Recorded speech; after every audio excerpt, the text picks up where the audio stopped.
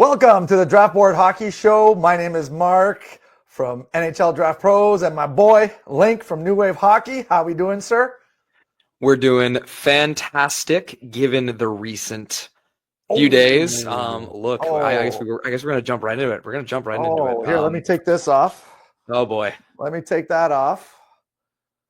Wearing my little boys in scarf blue there with the old Canada insignia on there, eh? Hey. the boys in blue didn't get it done. Hockey Canada right there. Yep.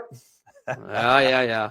Hey, but I will say, for those who are watching the game, and for me staying up till 6 a.m. to do so, USA was really close. We were there. We were arguably there. Jordan Binnington. Listen, it was a great game. It was a fun game to watch. I went to my buddy's bar, and it was packed. And let me tell you something. The vibes were unreal. Like, people were going bonkers every time there was a goal. Well, Canada goal, obviously, we're in Canada. And it was, whoa, it was fun. I tell you something. It was, my brother was in Mexico. He said the bar was packed, a bunch of Canadians and Americans. They were going crazy too. You know what? What a fun, just a good little mini tournament. I thought it was awesome. I didn't expect it to be like this intense. Like, I memean, even like, we talked about the first game there, the fights, the hitting in that last game was unreal too. Like, Tkachuk was flying. Brady Tkachuk was killing people out there. It was great. Yeah. It was great hockey. Yeah, it really was. And I think it sets a precedent that this sport is growing at a rapid pace, and you couldn't be happier for it. I think that, I really think that if America would have won, it would have set a narrative, and people would have been flocking from the NBA to come watch NHL hockey, especially in time for the playoffs, because it seems to matter way more right now, which is really, I've really been excited to see it. But look, again, all props to Canada. When I saw McDavid in the slot, I knew it was over. I was like, it doesn't even matter if he gets the puck or not. It's done. Can't believe we let him in the slot. But hey, we had a lot of great chances in overtime. Jordan Binnington stuffed them all. Can't believe that he somehow is a pumpkin in the regular season and then does that international play when it matters. The guy's a gamer for big games. That's, you know what I mean? And there are certain players and goalies that regular season doesn't really mean much to them, I guess. I don't know. But in the playoffs or big games, they turn up and, like you said, Binnington was unreal, especially in the OT. Like, he made some big saves. Yeah. It was, you know what? And there was a lot of doubt, like, just speaking with friends of mine and stuff like that. Oh, I can't believe they're starting Binnington and stuff like that. And then, you know what? Hey, let the coaches do their things. They know what they're doing. That's why they're there. And kudos to Canada for taking it home. All right, I got to take this off. It's kind of hot. Yeah. A little toasty in here. But I want to put that on before we started the old show. You know what I mean? And to gloat. Yeah. I'm not going to rub it in too much. I mean, listen, it's our sport, okay? That's all I have to say. You know what? It's our sport, still is. And that's all I have to say about that, okay? We'll see. Hey, give us a few more World Junior Championships, and we'll get it going. Yeah, so hey, listen, you forget who's coming up in the ranks. You know what I mean? We got McKenna. You see his last pass? Did you see that? Yeah, oh my God. Okay, so then McKenna. Then we got Landon Dupont. Sorry. Better yet, did you see him commit like war crimes against that guy, against that one guy on this? Did you see him just break his stick off on somebody's leg? He is a mean guy. Oh man. Well, I'm gonna be real with you.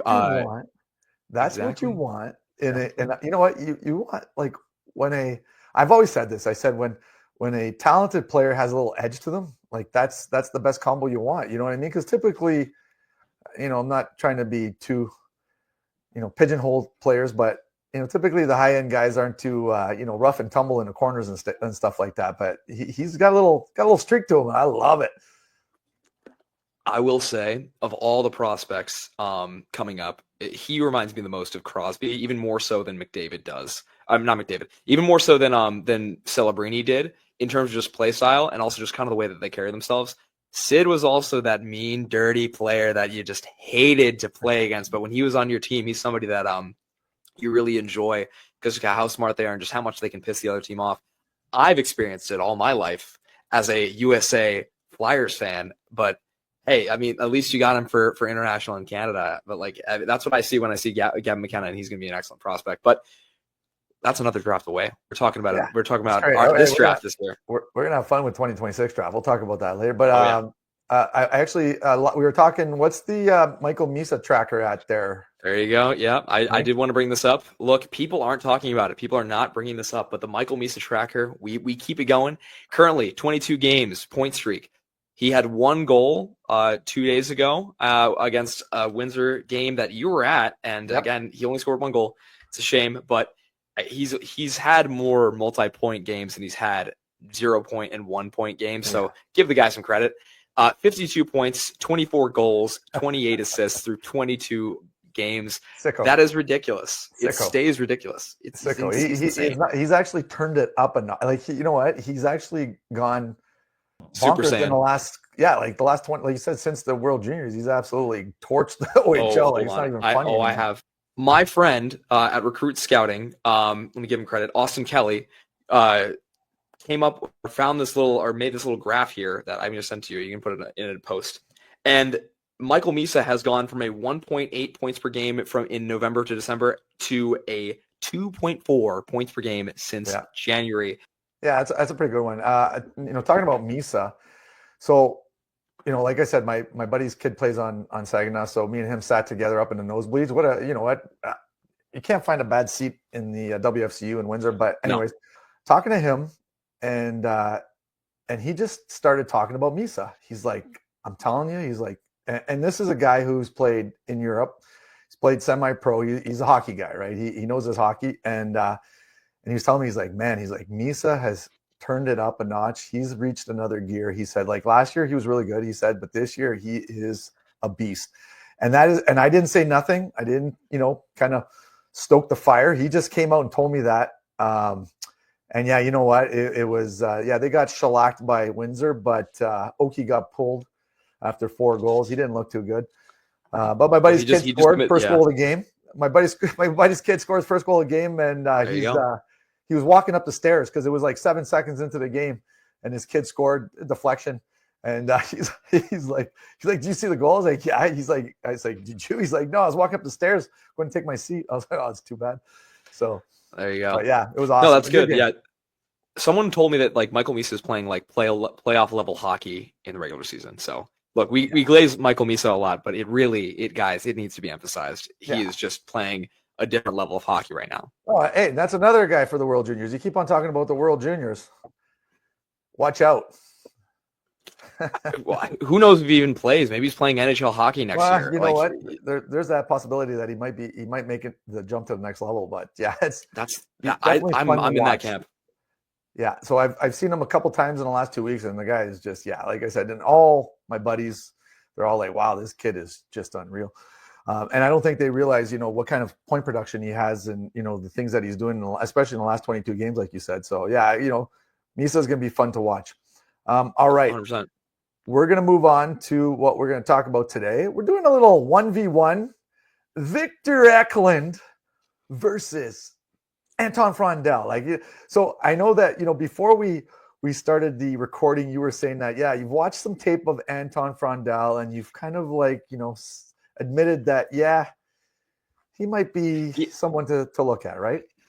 Yeah, I will say that initially I was a bit I wouldn't say bashful, but I would say I was initially like kind of lower on Anton Frondell than I probably should have been.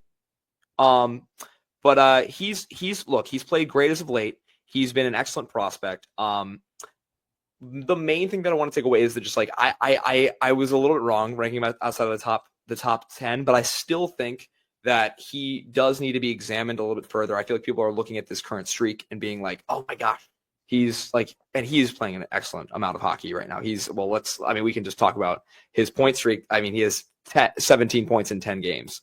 That's going into the playoffs. 10 points in his last 5 games, even though he didn't get a point the game before. So, I mean, at that point, he had 10 points in 4 games before he went scoreless last game. And then Victor Eklund, you said, has 12 points. He's got 9-game point streak right now, 12 points. So the boys, the 2 boys are putting up a clinic right now. Like, they're buzzing. They're doing everything they need to do to get Djurgardens into the SHL and out of the Allsvenskan, because they have relegation in that league, just like in a lot of soccer leagues. And again, they're getting a lot of help from Theo Stockselius, who is another prospect. But look, it's the Frondell and Eklund show over there, and they are fantastic teammates. And boy, would I love it if a team went up and just got both of them somehow. That would be electric. Oh. But again, that's the nature of the beast. They're probably going to get separated, and hopefully one of them, specifically my guy, is a Flyer eventually. We'll get into it. We got to talk about this because as I have caught flack for, and I've heard repeatedly over the past like couple months, I have Eklund over Frondell. He's my guy. I think you have a lot. I guess we'll get into it, but I have Eklund over Frondell. You have Frondell over Eklund, and that's the whole point of this. We're debating the merits of each's case, and we're just gonna determine which prospect is better. Yeah. So you know what? First thing we're gonna do, we're gonna show some stats here. So we're gonna do Victor Eklund first. Check out these numbers for an 18-year-old in the Allsvenskan. 28 points in 38 games. Not too shabby at all. So yeah, you know what? I think that. So we'll talk about Victor Eklund first. And before we start, I have to show this clip because this defines Victor Eklund at the World Juniors against Kazakhstan. So this is him along the boards here. So he gets knocked down. Watch this. Kicks the puck out. Watch, fighting right behind the net, getting pinned up, fights, and then kicks. Watch, and then they score. Like, come on. You're going to see it from this angle here. So that's him against the boards again. The kid is like, he doesn't give up. Like the compete in this kid is, 10 out of 10. Like, honestly, I haven't seen a prospect with that much compete in a long, and I'm going to show you more clips of him and in the Allsvenskan of the compete and the work. And the kid is just unreal. Like, in terms of compete, yeah, he in the entire, they say Carter Bear. I'd say Victor Eklund's probably number one in terms of compete in this entire draft. The kid is just, he does not give an inch. Like, honestly, I love his compete level. It's unreal. I agree with you. It's not even close. Victor Eklund has the highest motor in this entire draft. And as we saw in that last clip there, you think about him, he's 5'11", 161 pounds. He is not 161 pounds by just looking at that. Do you see this guy's muscle? He is pushing. He literally is. He is literally just. You can see the curl, the bench curls getting up in the gym. You can see that he literally just does that in that clip. This guy is an absolute force.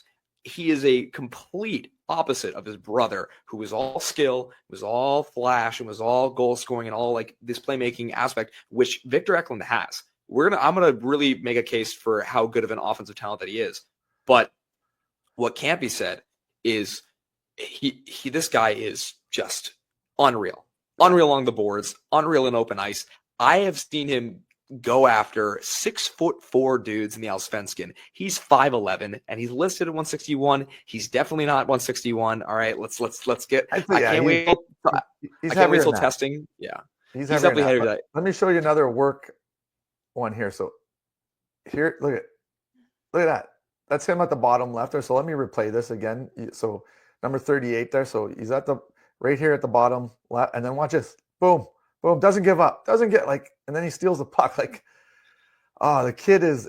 I got so many clips. Like I said, we don't have enough time. But just like they say, dog on a bone. Yeah, he's like a wolf on a carcass. Like, he just. Guy's seething at the mouth when he sees pucks that are not his. He's kind of like the Happy Gilmore. That's my puck. No one touches my puck. He's like that. He's crazy. I love him very much. Though I'll take you one step further. He's like a falcon. Like he hunts pucks like almost better than anyone that I've been watching, and he's in a men's league. He is in a men's league, and like Michael Misa is also a really good back checker, a really good guy at pressuring defenseman. But Victor Eklund, I think, does it better, and he does it in a men's league, and it's really just impressive to watch. He'll go after people. He's a very technical defensive mind, and he'll just, even if he doesn't get the puck, you'll feel it physically. He's gonna go after you a little bit, and he's gonna finish with some English on the on the glass. So you gotta respect his game. Looking at what he can bring physically, just physically, the two-way style of play that he brings, the defensive mastery that he brings, along with, again, we've talked about the point production. We'll get more into it. How are you a GM and not looking at this guy? I'm like, oh my gosh, this is exactly what we're looking for. This is a great like little glue guy here who's just oozing confidence, oozing just I want to hit somebody. That for me, as someone who used to play football and plays hockey and loves the physical style of hockey, I look at that. I'm like, this guy is going to transition seamlessly to North American ice. I really love what he can do. I think his size is kind of one of the deterrents right now. I mean, he's listed at 5'11", 160 pounds. I mean, even if he's, we'll say between 5'10" and 5'11", okay? Because I don't know if he's 5'11", but and then even if he's 170, 80 pounds, he's still kind of small-ish. You know what I mean, for the style of play that he's not. Because Misa's 6'1", 195 pounds. That's a big difference. You know what I mean? That's a difference of 2 inches if we're willing to respect the NHL cares about that, though. The NHL cares about that. But you see someone who's playing 2 to 3 inches, 30 to 40 pounds heavier than they actually are listed at. That's something that I'm seething at the mouth for. I want to see that. And like, in all honesty, we're talking about 5'11". This kid is still 18. He can still put on maybe a foot. We still don't know because again, he hasn't been officially measured at the. Again, that's going to be a whole thing. If he comes in at 5'10", under 180 at the combine, that's another discussion. But for right now, for what he's listed at 5'11", 160, he's not 160. Let's be real, guys. He offers a ton of potential. He offers a ton of just grit, truculence, pugnacity, as Brian Burke would put it. I really love that aspect of his game. But I do want to get into the offensive upside because I really think let's roll some clips here. Let's roll some clips. So this one is from the World Juniors as well. So he is number 18 in all these clips, and he tips the puck there. He was, again, working along the front of that he could be the net front's presence there. So here he comes. He's going to bowl through right there. He makes that hit right there. Boom. Yeah. And he gets open for that hit right there. He's a very smart off-puck player. Yeah. That was unreal. So here he comes up here. Fast skating into the zone. Looks him off. Shot gets blocked, but he finishes it there. You'll never see this guy not follow up on his shots. Very strong player. Here's another goal. Here's another goal right here that he's going to get. Works along the boards here. Passes it out. Then this is Frondell who makes a great pass to him. But that shot, stick side, beautiful. I got that video too. Oh yeah. So let me show you. You're gonna have that for Frondell, right? Yeah. Let me show you. Another one here, Victor Eklund. So watch this little toe drag. Oh, misses the net, but watch. Stays with the puck like you said. It comes back out and boom. So that whole play, he could have gave up on it, but there he is. And that was an OT. Victor Eklund in the house. So yes. Basically my final thoughts, just to end it off, and then you can talk about Frondell. You get an unreal two-way player, someone who is putting the work in, who is out muscling, he's out playing, he's got the heart to be in it 100%. But he's also got the offensive upside too. We all know who his brother is. He again is a similar stick handler to his brother. He can distribute like his brother, but the shot is really something to talk about. It's one of the most underrated shots in the draft.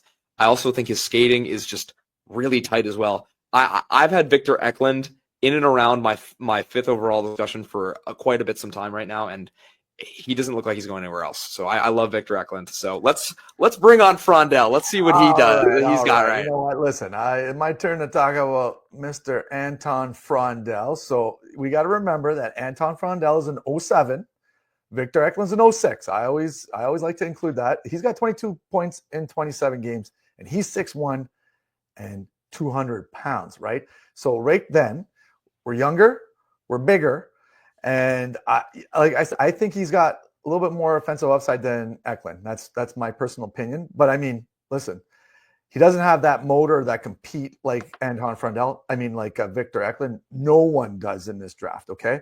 But at the same time, It is. So I'll show this clip here. This is the old sauce and goal. Wow. Did you see that?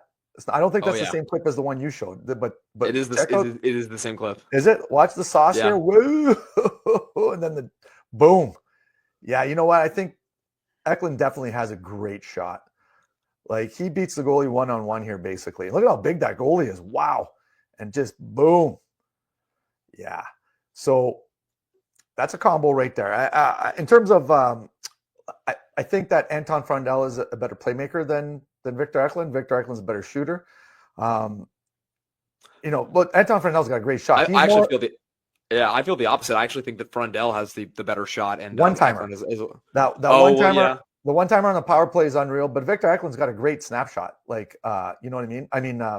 But Anton Frondell's one-timer on the half wall there, yeah, he's deadly on that. Actually, here, I'll show you. So this is him setting up, and boom. Oh, that's unreal. Yeah, so here he dishes it off. He sets himself up. He knows exactly where he's going, right inside the circle there, and then just tees one off. So yeah, I listen. They're both high level players. They're both playing in men's league. Like I said, Frondell's a little bit younger. You give the edge to Eklund in terms of what's that? I think Eklund is an October 03, and Frondell is a May 07, which would make him about 7 months younger. Yeah, 7 months. Yeah, so it's crazy. I always looked I always look into that. And now let me show you one more clip with the stick handling from Anton Frondell right here. Look at this. Hello. Wait, and then just buries it. You see? Let's watch it a little bit close up here. So he's I'm gonna wait a little bit, and just snipe show upstairs. Let's see one more angle just to look at this. Whoa, woo! Oh, come on. Oh, wait, we got another angle here. I'm just gonna keep on. Fourth. Hey. We can't go wrong. When it's that pretty, you just got to keep on showing highlights. That's how it goes, Exactly. But, I digress. Both of them are great players.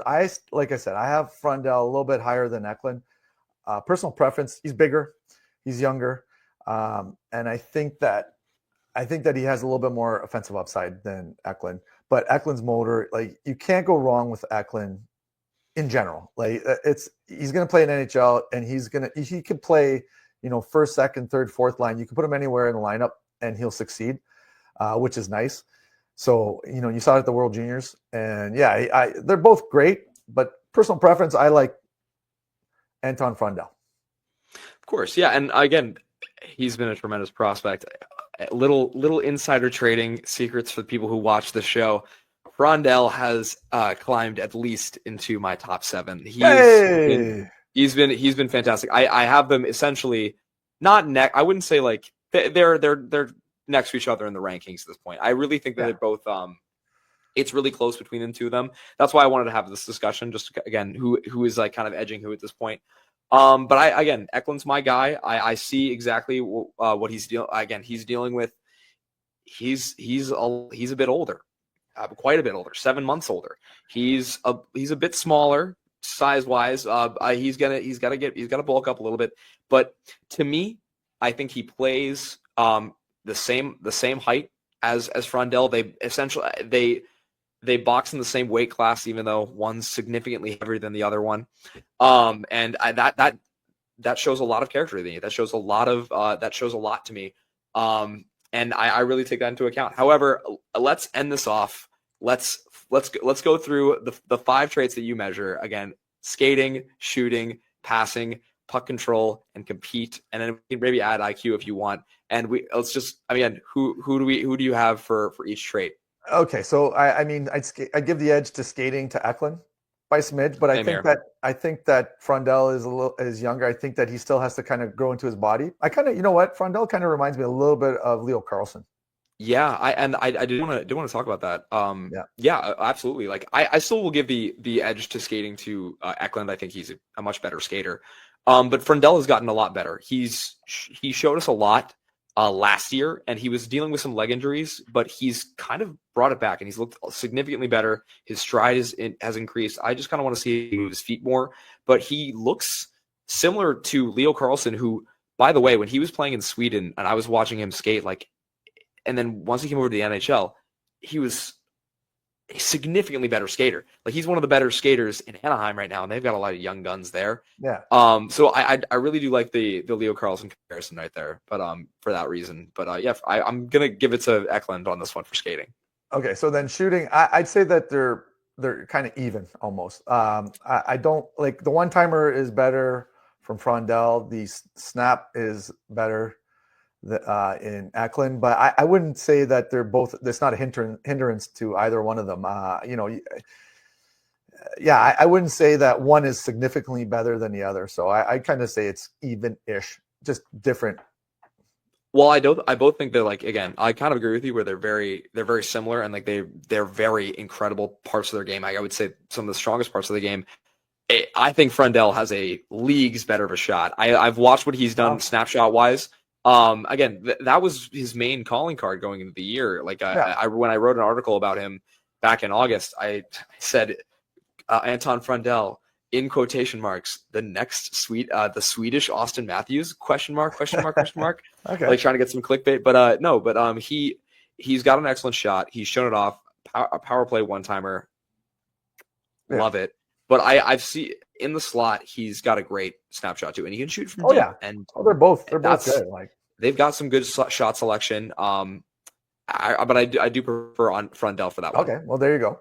Okay, how about passing? This one I actually am going to give it to Victor Eklund, despite that incredible. You can't give it. No. Because I will. I'm gonna argue a point here. So I'm gonna say that I'm gonna give it to Frondell because he kind of reads the ice better than Eklund. I think that Eklund is a good passer, but I think that Anton Frondell has a little bit higher IQ than Eklund. So I think that if you look at his pass selection, I think is better than Eklund. That's my opinion. I think some of the creativity that Eklund employs along the wall and kind of to start transition makes him a better passer. I think in neutral ice, absolutely Victor Eklund makes a lot of better passes. Maybe Frondell will make some better passing decisions in the offensive zone, but I think wholesale, I think Victor Eklund's vision in the neutral ice and when breaking the puck out can't be beat. And for me, that makes him a better passer in my eyes. I think they're kind of similar in what they do offensively in the offensive zone. But for me, from what I've seen from the games that I've watched, I really think that Eklund has the edge here. So okay, well, so we're opposite on that one. We're too. At odds there. We're at odds. And then a couple here. And then puck control. I'm gonna give that to Anton Frondell too. Like, you gotta give it. He's got the hands. He's got the Leo Carlsson hands, man. Come on, and you're big like that. You can use that stick to kind of, draw in. It's deep. Close. I'll be real. It's very close because I really like Victor Eklund's hands too. I really do, and I've been praising them a lot. But sometimes he tries to do too much. And Anton Frondell, he's a little bit more careful. He's a little bit more of a cautious stick handler. So just barely, I'm going to give it to Anton Frondell. But I think both of them have a really high potential to become a really solid stick handler. I think Eklund, I mean, I'm kind of being like, hey, I've seen the smoothness that his brother could stick handle with, and I'm seeing him stick handle and try some really incredible things and do well at some, not do well at some other stuff. But I'll give it to Frondell just because, again, he has a higher conversion rate, I'd say. So all right, and then I don't even think we need to talk about compete because that is pretty much.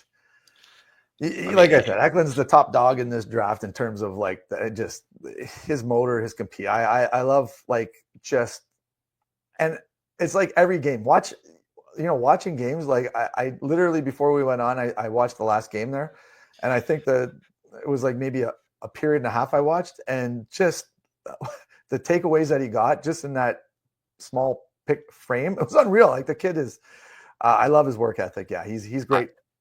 You gotta love someone who's brilliant on defense, and that's definitely Victor Eklund. But I will vouch for Anton Frondell. Oh no, his compete has gotten significantly better. It's improved. It really has.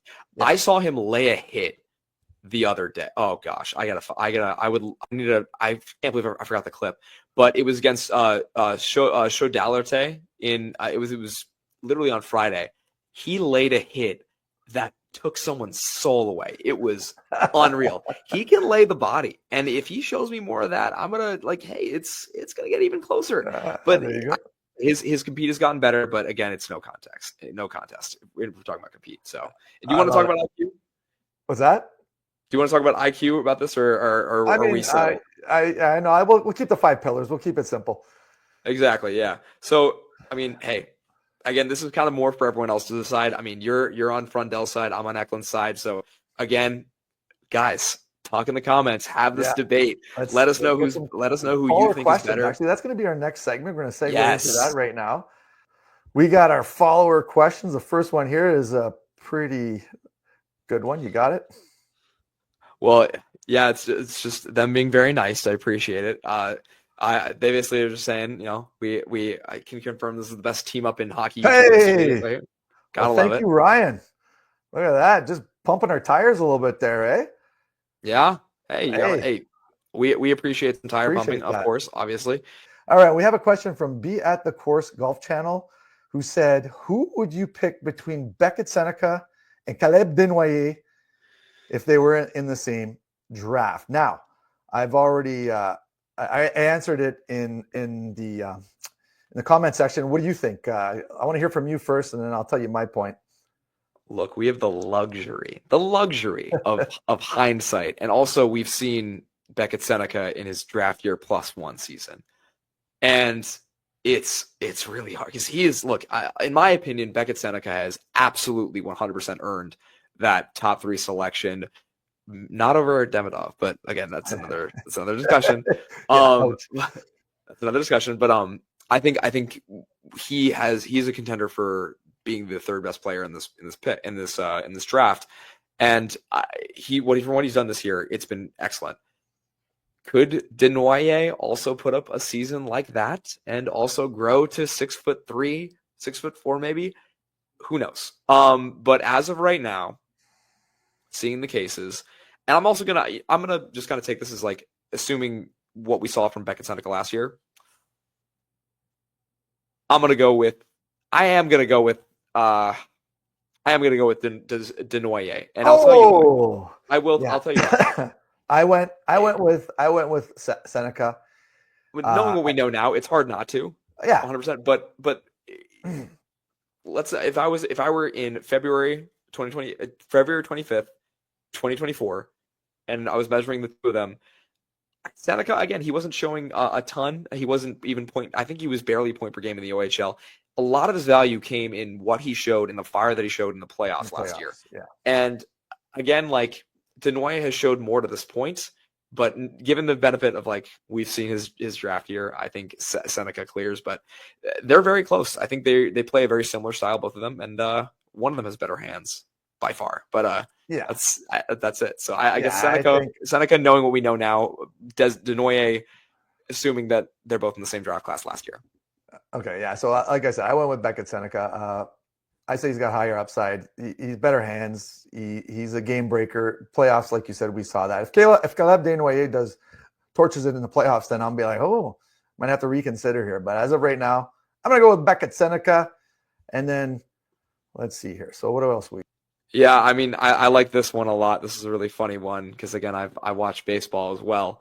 Desnoyers doesn't have facial hair on his face. His physical development is far to be over. So Desnoyers will play first or second line center, 6'2", 6'3", 200 or 215 pounds in the NHL, top 5 for sure. Not sure about the weight class there, but hey, he's gonna grow, and I love like bringing over the old fable from baseball. Don't draft anyone with a beard. I think the NHL does that too. You look at some players and they got Jack Hughes is a good example of that, right? I mean, Cole Caulfield, like they look like little kids, and they still have room to grow, to physically mature. Lane Hudson, tell me, Lane Hudson looked like he was 12 years old when he got drafted. You know what I mean? And look what he's doing now. So yeah, I think that sometimes if they got that baby face, that there is potential for some growth and for them to mature a little bit. So yeah, I like that take. Like I said, I'm all about their draft year ages and stuff like that. And the young looking sometimes can help out. You know who I think who was babyface of the year for me is James Higgins. That guy looks Oh, like he could be 15. He's like he's it's it like not I don't think he's even got peach fuzz. This guy is actually it's just he looks like a kid. So yeah, you know but what? yeah. Hey, that was a good that was a fun show there, Link. Oh yeah. The debates I are definitely good. want to do more of these. So Yeah, yeah, you know I what? definitely We got to find some players that are compatible and in the same kind of tier or draft range, and then we can discuss. But yeah, you know that this was fun, and I had a lot of fun discussing Eklund and Frondell, two studs this upcoming draft. Definitely both going to be in the top 10, and can't wait, Link. It's coming up, we baby. 100%. I'm super excited. And for everyone viewing, not only should you comment who you think is better and comment on other people's posts who think one of the other guys is better and then fight them in the comments, and we'll have a good old debate. It'll be a fun time. Yeah. But let us know who we should be comparing next round, because there's a lot of differences between me and Mark. We'd love to have a nice rough and tumble about another prospect, Yes. who we prefer better. But yeah, definitely let us know what you guys think about this one. This was really fun. I had a lot of fun preparing for it, because I was like, oh man, it's really close. It's a lot closer than I thought. Yeah. So I was about to be like, oh, Frondell, this guy, he's a softie. But no, he's been kicking it up. He's been making it. Yeah. Yeah. Fun as always, Link. And so, yeah, we'll be reconvening next week. I don't know if we're going to do a 1v1 or I'll probably just do a prospect talk, but it's going to, hey, leave us, suggestions in the comments section to see who should we go 1v1 if there's anyone that you guys like, right? Link, I think that's probably a good way to do it. Good one. Yeah. Good way to do it. Anyways, that's it for today. Link, as always, New Wave Hockey. Go check them out. And we'll be back next week with some new content, and we'll see you soon. Cheers. Cheers.